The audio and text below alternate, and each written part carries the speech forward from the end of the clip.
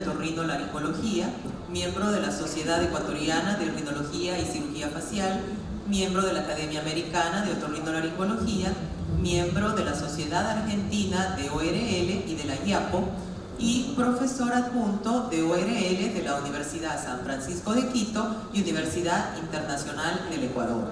La doctora Paola Freire nos presentará el tema Manejo de jiba dorsal con rinoplastia cerrada.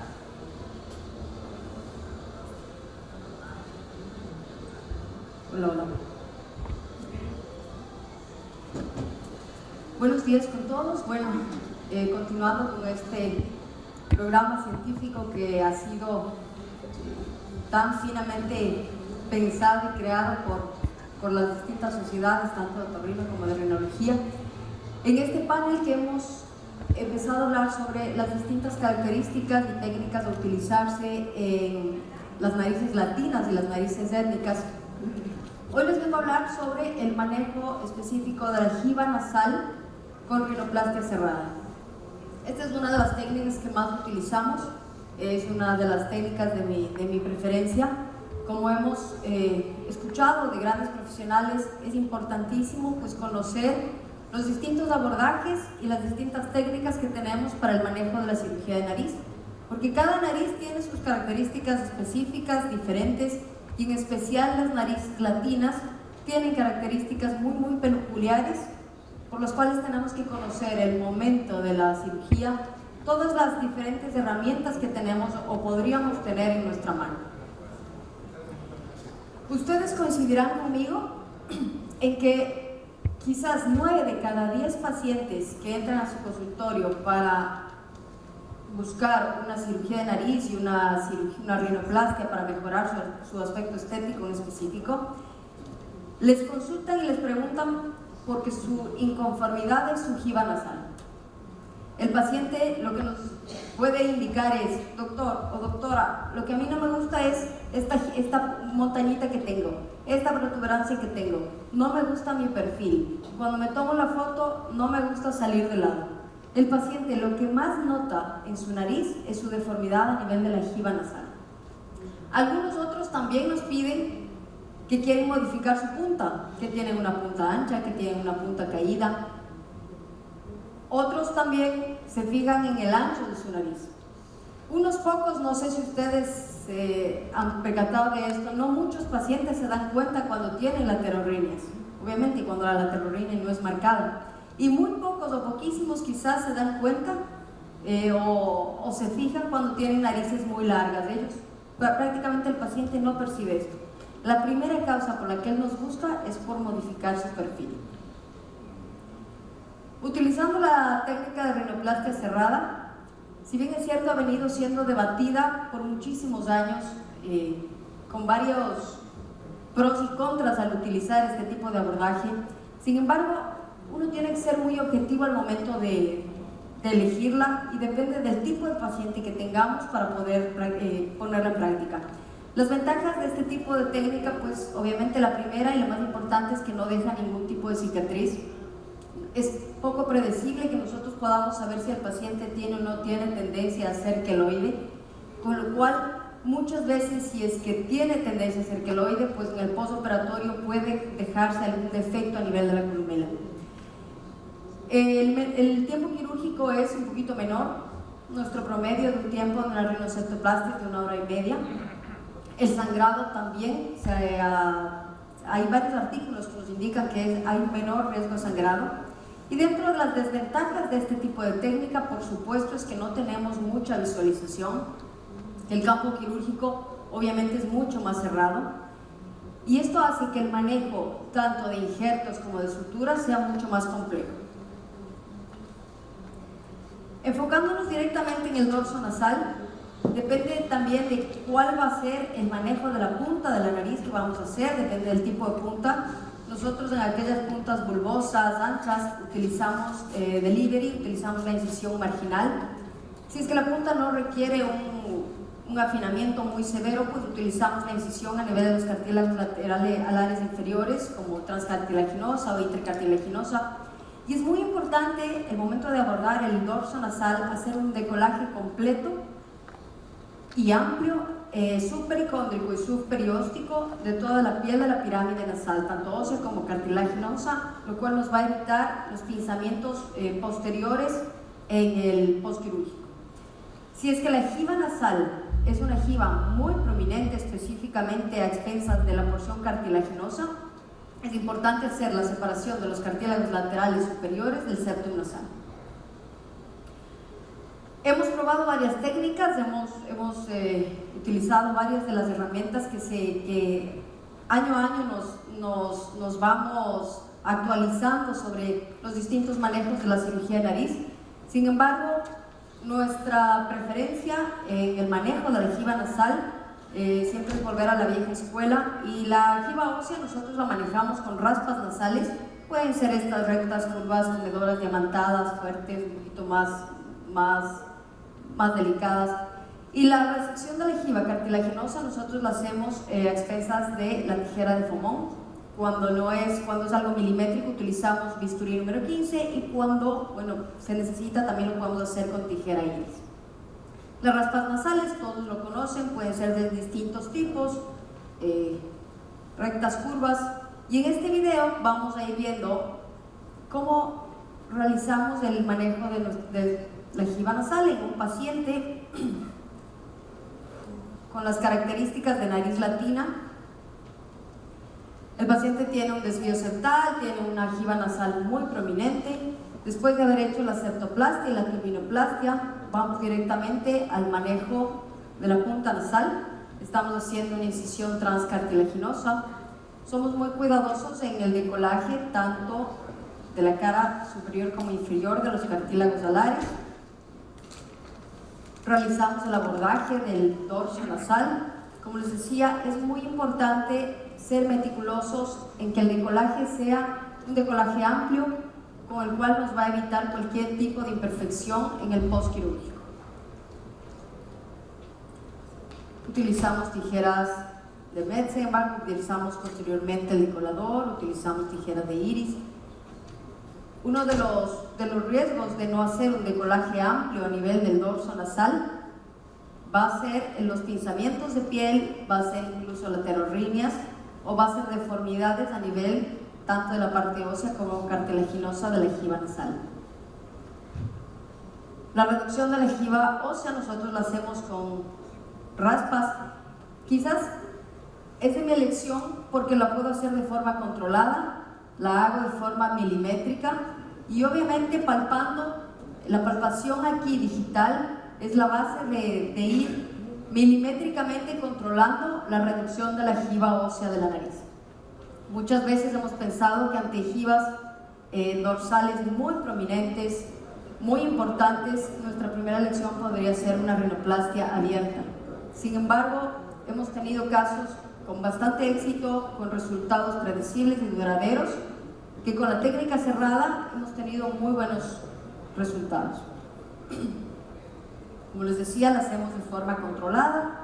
Posteriormente al manejo a la reducción de la ejiva ósea, hacemos la resección de la ejiva cartilaginosa.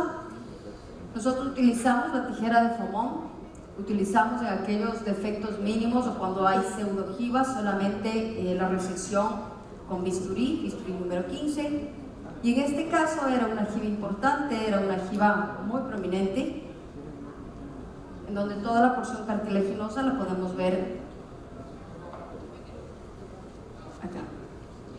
Posterior al manejo de la ejiva dorsal, el siguiente paso de nuestra cirugía son las osteotomías, para cerrar justamente ese techo óseo y esa pirámide nasal que hemos separado a nivel de la resección, y hacer el afinamiento de toda la base de la pirámide nasal.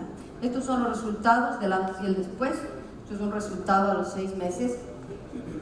Y hoy les invito a que tomemos en cuenta dentro de nuestras técnicas y dentro de las distintas abordajes que nosotros tenemos, pues la rinoplastia cerrada como uno de los abordajes que podemos tomar en cuenta, que podemos considerar. Si bien es cierto, es algo que requiere una curva de aprendizaje alta, que requiere de desarrollar cierto tipo de destrezas, es una técnica que también nos puede dar muy buenos resultados y a largo plazo. Este es uno de nuestros pacientes, el resultado es aquí a 90 días postquirúrgico. Era una jiba muy prominente, tenía un ángulo nasolabial muy agudo, muy cerrado, la punta con nada de proyección, con poquísima rotación. En él utilizamos, bueno, la resección, como les había comentado, con raspas nasales, con rinoplastia cerrada, y en él utilizamos un extensor septal, con lo cual también nos ayudó a mejorar muchísimo su proyección y su rotación. Aquí tenemos otro de nuestros casos, es una jiba también bastante prominente, es una jiba muy extensa de la parte cartilaginosa, en la cual hemos hecho una rinoplastia cerrada, con reducción de su jiba nasal. Tenemos un resultado igual a 90 días, con una buena proyección, una buena rotación y un perfil bastante natural y armónico. Este es otro caso nuestro, este es un caso, la foto del postoperatorio es al año después de la cirugía, es un resultado predictivo. Hemos disminuido completamente toda la prominencia de la jiba nasal, tanto ósea como cartilaginosa, hemos mejorado la proyección, hemos mejorado la rotación y siendo este un resultado al año, como bien decía el doctor Letor, uno tiene que ir viendo los resultados y tiene que ir viendo cómo va cambiando la nariz de los pacientes. Sin embargo, siendo un resultado al año, pues estamos bastante contentos con el postoperatorio. Este es un paciente que quizás en el que dudé mucho en hacer la técnica cerrada porque tenía una jiba muy prominente, era una columela corta, era una nariz con todas las características étnicas que uno tiene a diario, y siendo una jiba tan prominente, pues evalué la posibilidad de hacerlo abierta. Sin embargo, decidimos hacer una técnica cerrada con resultados bastante alentadores, bastante buenos. Esto es una foto al año de la cirugía con un perfil armónico, natural, simétrico. En él utilizamos un extensor septal. Nosotros generalmente lo colocamos lateral y hemos tenido una muy buena proyección y rotación de la punta. Esta es la foto de perfil del paciente. Era un paciente con una laterorrinea muy importante, con una base piramidal muy ancha, con la punta también tenía lateralizada, una punta bulbosa, y este es el resultado al año. Yo les invito a tomar en cuenta la rinoplastia cerrada como uno de los abordajes en los que podemos conseguir muy buenos resultados, resultados duraderos. Sin embargo, obviamente, dependiendo de la evaluación preoperatoria, es importante que conozcamos todas las técnicas que tenemos a mano. Sin embargo, no le tengamos tantas limitaciones ni tantos mitos a esta técnica, porque en realidad, siguiendo una curva de aprendizaje importante, nos puede dar excelentes resultados a largo plazo con nuestros pacientes. Muchas gracias. De preservación. La doctora Jenny Armijos presentará el tema rinoplastia y manejo de la piel en pacientes con piel gruesa.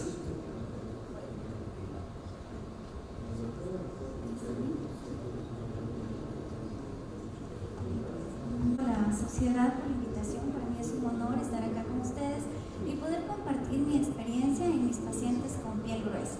Todo lo que les voy a contar ahora, quiero de aquí de esta charla que se lleven ustedes varios tips para que los repliquen con sus pacientes, que de seguro va a ser muy beneficioso. A lo largo de estos años yo también tengo que contar que también tuve muchos errores, y lo que voy a contar es lo que finalmente con lo que me quedé y con lo que me va bien hasta el momento. Entonces, yo lo que hago es, cuando llega un paciente a mi consultorio, lo que hago, realizo el examen físico, realizo las fotografías, y un concepto de los suelos que realicé es aplicar esto de la cefalometría dominante. Yo le hago ver al paciente la fotografía, palpo también la piel del paciente, y sobre todo cuando trazo una línea en la mitad, que va por la mitad de los labios, la mitad de la nariz, le hago notar al paciente cómo tiene esta simetría facial. Este concepto lo aprendí del doctor Froilán Páez y lo aplico en todos los pacientes. Primero lo hago sentar, le digo, mírese cómo tiene esa simetría. Cuando hacemos la fotografía de perfil, muestro cómo tiene la jiba, cómo está la punta caída. En la base nasal es cuando ahí me detengo. Sobre todo quiero que se noten en esta piel, en el paciente de sexo masculino cuyo motivo de consulta era la insuficiencia respiratoria nasal. Él no respiraba, pero miren qué tan pesada es la piel, casi colapsa, casi dobla la columela. En el otro caso, en el paciente de sexo femenino, no la colapsa, no la dobla, pero no se ve bonita. Entonces yo ya me voy imaginando las limitaciones que yo voy a ir teniendo en mi paciente. ¿Qué es lo que tengo que imaginarme cuando veo a este paciente? Que su esqueleto cartilaginoso va a ser muy pobre, que los cambios que se van a realizar tanto en huesos y cartílagos van a ser mucho más difíciles de poder visualizar, y sobre todo que el colgajo de la piel va a ser muy pesado y al cual yo tengo que darle una estructura que sea firme y sobre todo que esto permanezca muy tiempo. Entonces quiero transmitirles mi experiencia antes de la cirugía, lo que hago en la cirugía y lo que hago después de la cirugía. Antes de la cirugía, si el paciente está tomando isotretinoína, suspendemos 15 días antes y la volvemos a retomar 15 días después de la cirugía. Si yo veo que la piel se ve con mucho brillo, es muy grasosa, yo le realizo una limpieza facial con una de mis asistentes un día antes de la cirugía y una hora previo a la cirugía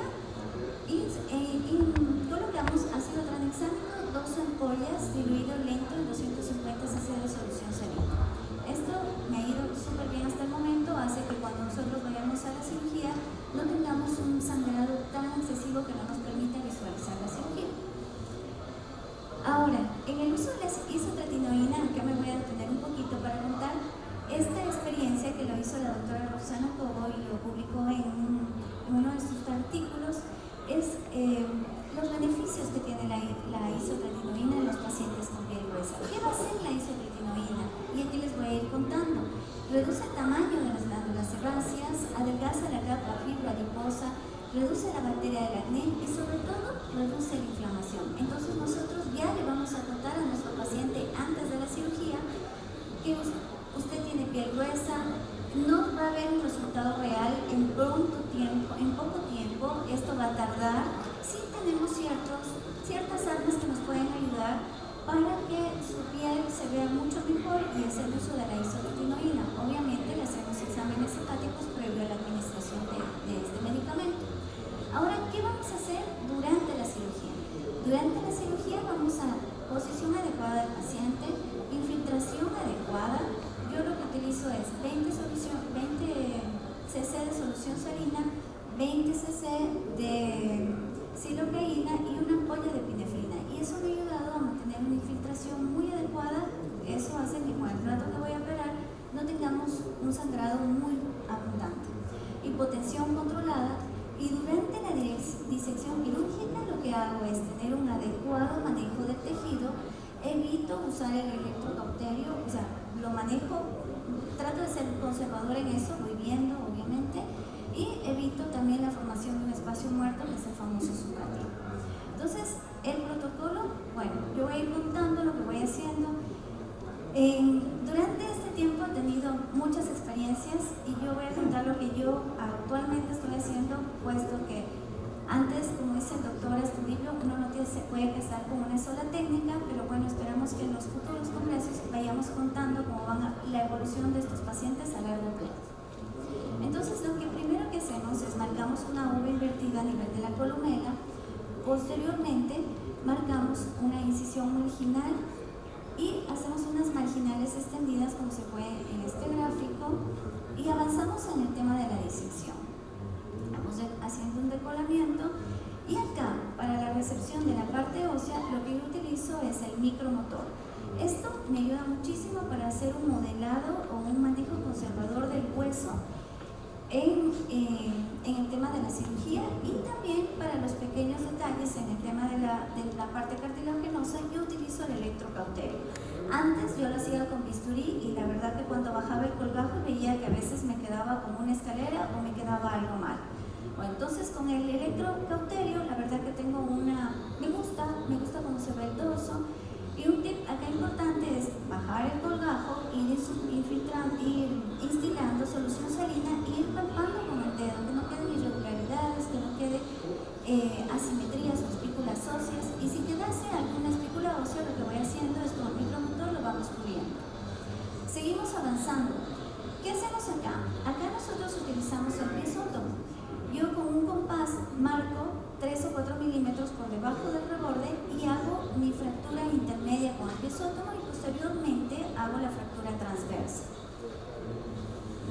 hago las fracturas con el osteótomo, hago las laterales bajas y posteriormente hacemos lo que es la obtención del cartílago, siempre tratando de conservar estas medidas, 9 milímetros en la parte superior, 9 milímetros en la parte caudal.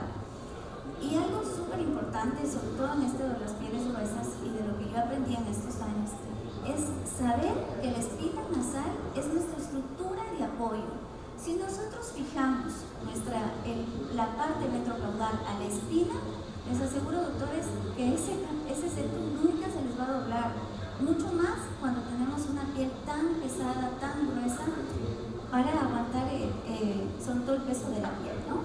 Entonces acá tenemos un gráfico donde ponemos la exposición nasal, hacemos con el micromotor un orificio y ahí lo suturamos al septo. Cuando tenemos casos con pieles muy gruesas, lo que yo hago es utilizo el cartílago costal.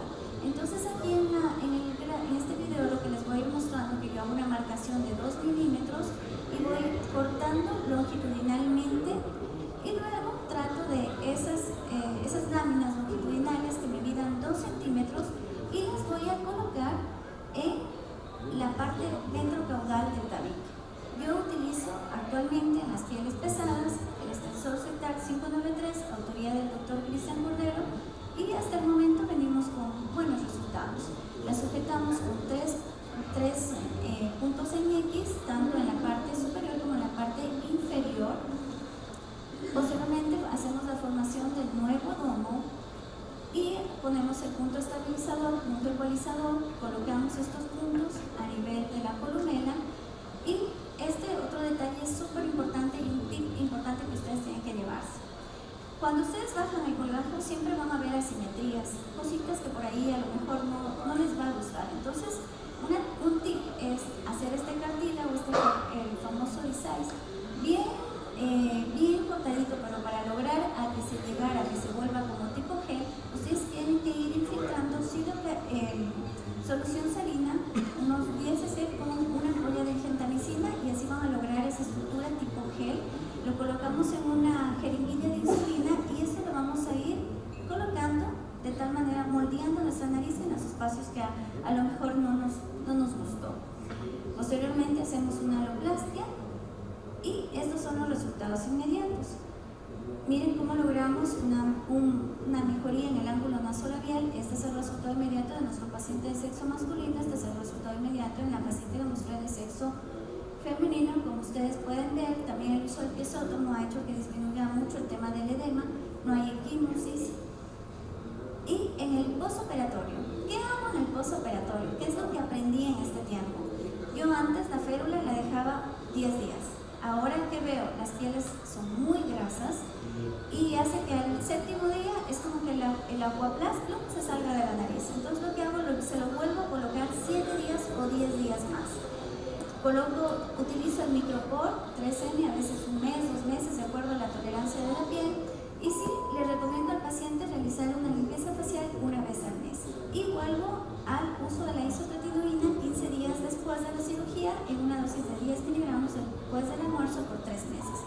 Y en pocos casos, pues utilizamos también la infiltración del Kenacor. Entonces aquí tenemos la fotografía del postoperatorio inmediato de la paciente de sexo femenino y cómo ha ido evolucionando ahora en el transcurso del tiempo. Miren cómo ya se fue marcando esa nariz que estaba ancha, fea, y ahora tenemos mucho más armadita. Obviamente siempre le explico al paciente que el proceso de que se va a ir deshinchando y vamos a ir obteniendo un resultado final va a tomar su tiempo, va a ser aproximadamente un año y medio, pero bueno, ya lo que vamos viendo nos va gustando. Miren el perfil, ya mejoramos el ángulo nasolabial y bueno, vamos por ahí todavía bien. La fotografía de 3/4 se ve bien. Esta es la fotografía del paciente de sexo masculino. Miren cómo el uso del cartílago costal le dio un buen soporte, mejoramos esa columela y mejoramos ese colapso que tenía de las alas nasales. Miren su fotografía en el perfil, la fotografía de 3/4. Y algo súper importante que yo quiero que se lleven de esto es que seamos eternos estudiantes.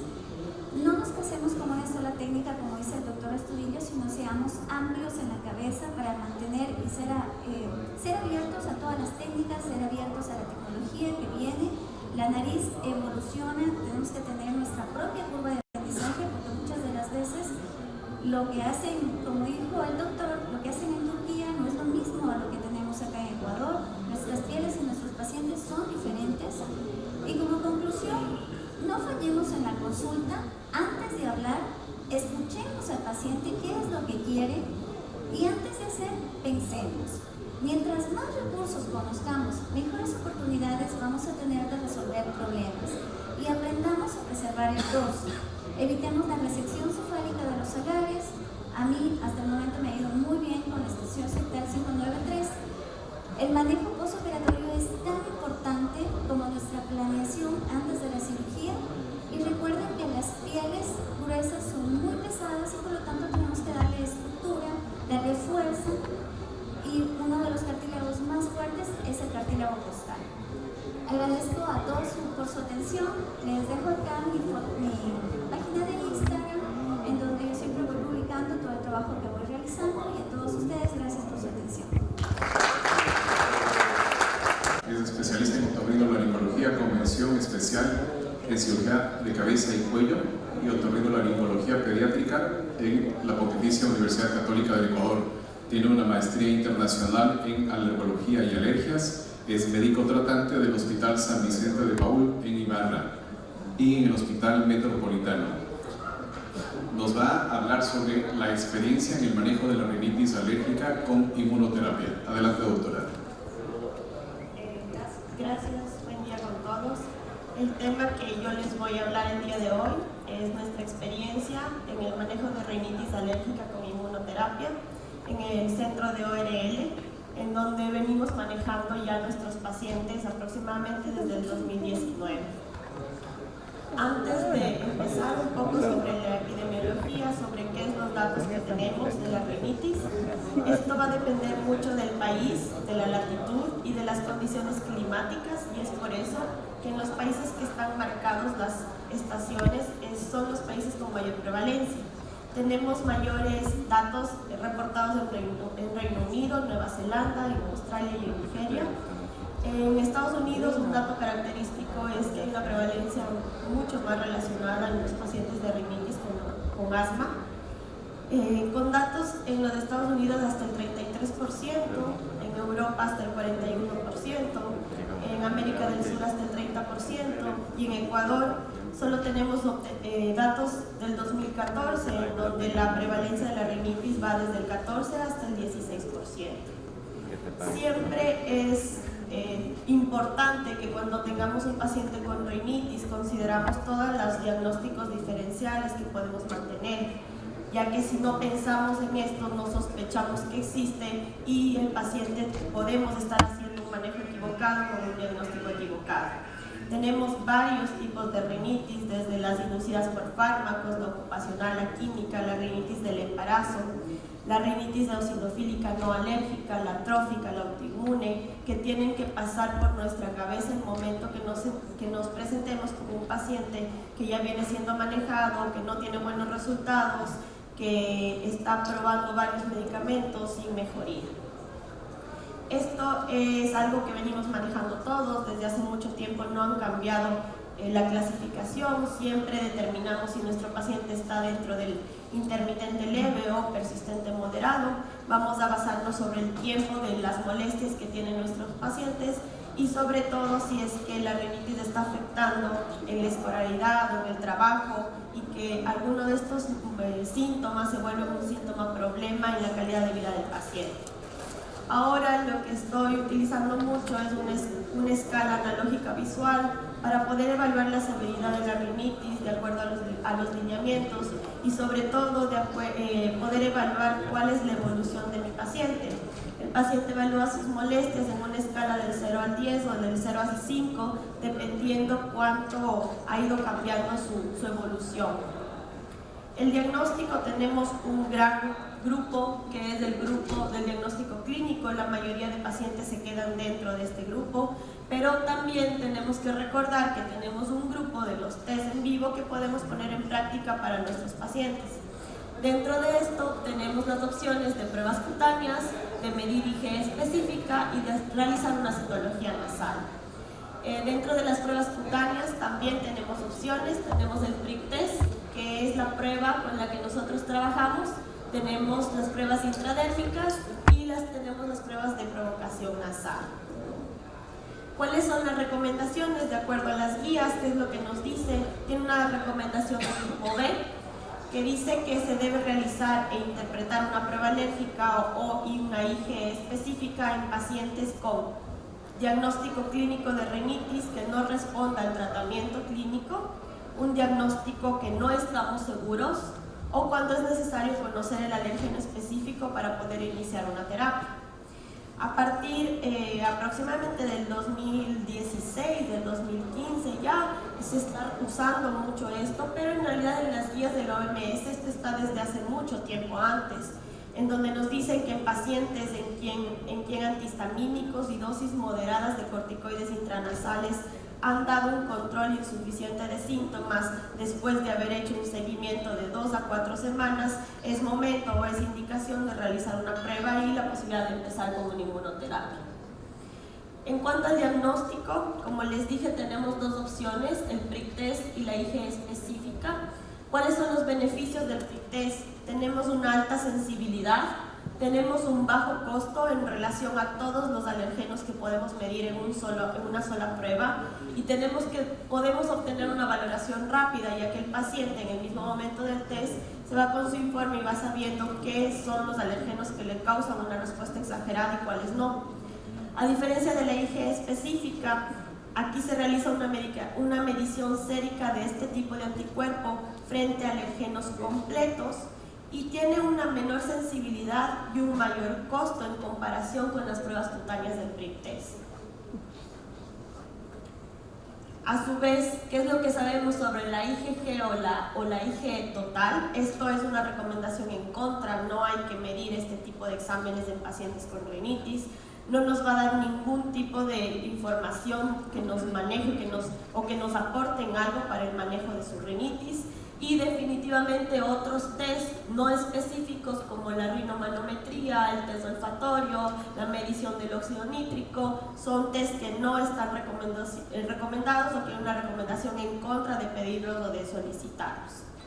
Esto es lo que venimos manejando todos lo sabemos, tenemos en nuestra cabeza cuál es el esquema, cómo voy a empezar con mi paciente, cuál es el primer escalón de manejo, cómo voy a ir aumentando o avanzando dependiendo de la mejoría del paciente. Y aquí, después de haber ido todo esto, cada paso avanzando y ir pasando de 2 a 4 semanas, de 2 a 4 semanas, de 2 a 4 semanas, antes teníamos al final de todo poder considerar una inmunoterapia específica. A partir del 2019 hay ya un cambio completo en lo que es el esquema de manejo. Ahora estamos manejando una escala de valoración visual en la cual el paciente va a evaluar sus síntomas en un puntaje del 0 al 10 y dependiendo de esto voy a poder decidir una primera línea de tratamiento o un tratamiento combinado, pero esto es lo que ha cambiado y lo que llama mucho la atención. A partir de la presentación del paciente con alergia, inmediatamente puedo tomar la decisión de considerar a este paciente que pueda ser un candidato directo para una inmunoterapia y no haber esperado que el paciente haya pasado meses intentando escalar en los steps de tratamiento.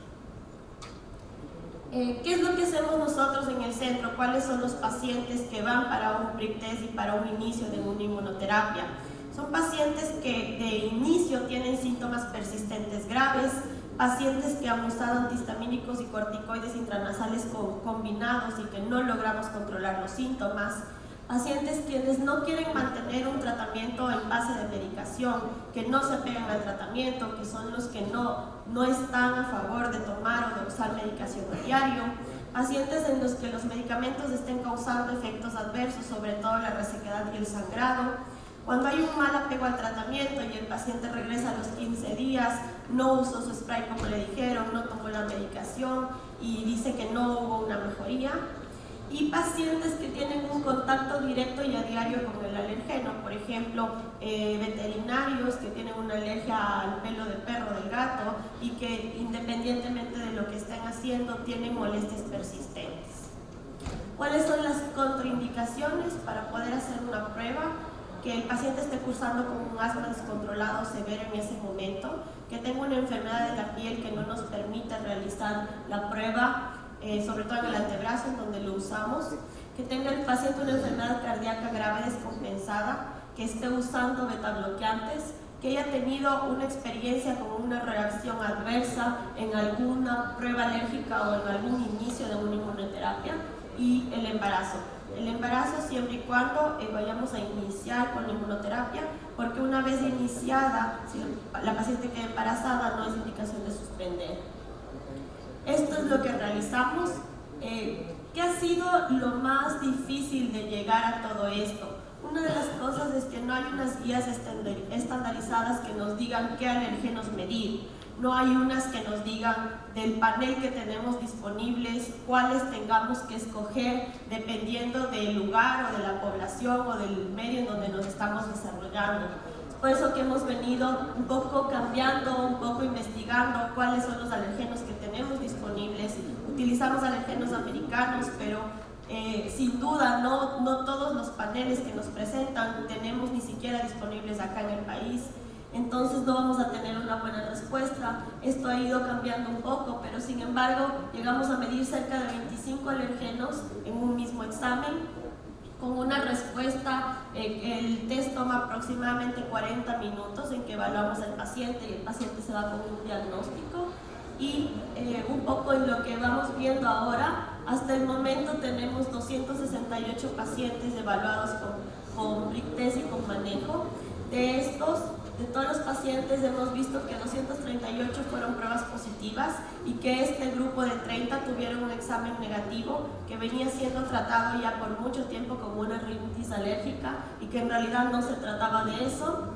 Y el grupo etario también importante, tenemos de todos estos 90 que han sido niños, a partir de los 5 años es la indicación para realizar el PRIC-TEST y el restante han sido pacientes adultos o considerados mayores de los 12 años. De todos los alergenos que les mencioné antes, este es el más prevalente, que es el dermatofago farinal, que lo que es traducido es los ácaros. Hemos tenido el 71% de positivos en nuestras pruebas. Después de eso tenemos el pelo de gato, la saliva de gato, sobre todo el polen, que son aquellos pacientes que en los meses, sobre todo de verano, sus molestias empeoran. Después de eso,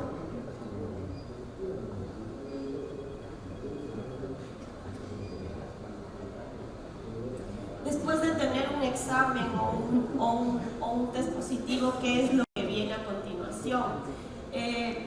Todavía no hay, como les decía antes, una guía estandarizada que nos diga vamos a usar tal alergeno. Tenemos disponibles diferentes medios, sobre todo en qué están diluidos. Hay dos grandes grupos, unos acuosos y otros modificados. La diferencia de estos va a ser el tiempo en el que el paciente tenga que regresar a la consulta. En el acuoso, el paciente tiene que ser visto inicialmente cada semana y es un poco molesto o difícil de que el paciente haga un tratamiento o un seguimiento a cada semana y el paciente termina abandonando su tratamiento. Y el beneficio que tenemos en los alérgicos modificados, nosotros utilizamos una base aceitosa en glicerina porque nos permite ver al paciente en un periodo más largo de tiempo. Tiene un depósito que lo va haciendo a través del tiempo y eso nos permite ir viendo al paciente al inicio cada 15 días, luego al mes, luego a los 2 meses, luego a los 3 meses. Y este es el otro gran problema de cómo vamos a empezar la dosificación del alergeno. La inmunoterapia en sí consiste en colocar pequeñas dosis del alergeno al paciente en una dilución y utilizar este alergeno que se vuelva un tratamiento para el problema que el paciente tiene. Lo que hacemos es empezar con diluciones de 1 en 100.000, las dosis más bajas. A pesar de eso, el paciente puede tener efectos adversos. Los efectos adversos de esta inmunoterapia la vamos a clasificar del 1 al 5, en el cual a 1 entra el 90% de las pacientes o de las probabilidades, Las reacciones locales son lo que más hemos visto. Hay un eritema y un edema alrededor de donde se coloca la inmunoterapia, pero sin embargo es un efecto indeseable que es tolerable para el paciente y que generalmente se presenta en la primera y segunda inmunoterapia. Posterior a eso vamos aumentando en el tiempo, pero a su vez vamos disminuyendo las diluciones y el paciente va tolerando de mejor manera. Llama la atención que si medimos los síntomas con el paciente, que llega el paciente al consultorio en una escala del 0 al 5, como podemos ver, la rinorrea fue una de sus mayores molestias, pero sin embargo, la rinorrea, los estornudos, la picazón, a través del tiempo tienen una disminución bastante aceptable y es por eso que el paciente comienza a apegarse o a creer en el tratamiento. Pero sin embargo tenemos y seguimos luchando con esta obstrucción nasal. ¿Qué es lo que hemos ido viendo? Que a pesar de que el paciente aparentemente tiene unas molestias controladas, ya no tiene rinorrea, los estornudos son muy ocasionales, no hay prurito, no hay tos, el paciente persiste con una obstrucción nasal y es momento de poder reevaluar al paciente y poder identificar si hay un colapso de válvula, si hay unos cornetes hipertróficos y de pronto realizar un tratamiento combinado para esta molestia que no ha ido mejorando como esperábamos o como se ve en el resto de síntomas. Definitivamente tienen una mejoría, eso está visto, está hecho y por eso les traigo unos pequeños textos. Les pedí a los pacientes antes de venir que si me pueden decir cómo ha sido su experiencia, cómo ha ido modificando, cómo ha ido cambiando. Solamente son 3 testimonios, todos son gratificantes para uno y que nos va indicando que en realidad estamos haciendo bien las cosas. Solamente para terminar, nuevamente hacerles un recordatorio y una invitación de lo que vendrá a realizarse el próximo año, en el mes de enero, y que todos estén pendientes para la información que se va a ir cargando en redes sociales y que esperamos tenerles y vernos nuevamente. Gracias.